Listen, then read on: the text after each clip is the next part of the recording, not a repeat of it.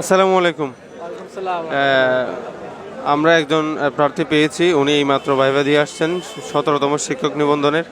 আপনি কোথায় থেকে এসেছেন? আমি সাতক্ষীরা থেকে এসেছি। আপনার ভাইভা কেমন হয়েছে?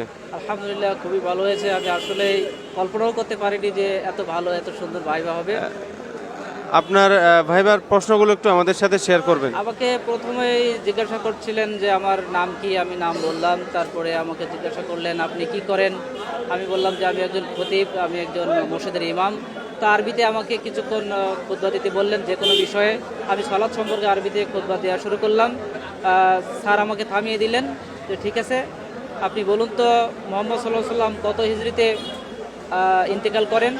আমি অবশ্য প্রথমে সালটা বলেছিলাম 632 সালে, কিন্তু উনি আবার পরে বললেন যে হিজরি সালটা কত। আমি বললাম 11 হিজরিতে। তারপরে জানতে চাইলেন যে মোহাম্মদ সাল্লাল্লাহু আলাইহি সাল্লামের বিদায় হজের ভাষণ কত হিজরিতে ছিল। আমি 10ম হিজরি বললাম। এই হচ্ছে আমার ভাইবা। এরপর বললেন যে ঠিক আছে, আপনি আসেন। কয়টা প্রশ্ন করা হয়েছে? আমাকে মাত্র 3টা প্রশ্ন। স্যাররা কেমন ছিলেন? খুবই আন্তরিক এবং তাদেরকে ভয় পাওয়ার কোনো নাই, স্কোপ নাই। খুবই আন্তরিক। সামনে যারা 18তমতে পরীক্ষা দিতে আসবে, ভাইভা দিতে আসবে, ওনাদের জন্য পরামর্শ কি দিবেন? তাদের জন্য পরামর্শ হলো এই যে রিটেনটা তারা পড়বে, পিলি রিটেন কিভাবে তারা পাস করবেন সেজন্য করবেন। কিন্তু ভাইবার জন্য আপসেট হওয়ার কোনো দরকার নাই। ভাইবা খুবই ইজি হয়, খুবই সহজ হয়। যেগুলো আমরা পড়ে এসেছি, পড়া থেকেই জানা বিষয় থেকেই তারা জিজ্ঞাসা করেন আর কি। আপনাকে অসংখ্য ধন্যবাদ ধন্যবাদ। সময় দেওয়ার জন্য। ঠিক আছে, আসসালামু আসসালামু আলাইকুম। আলাইকুম।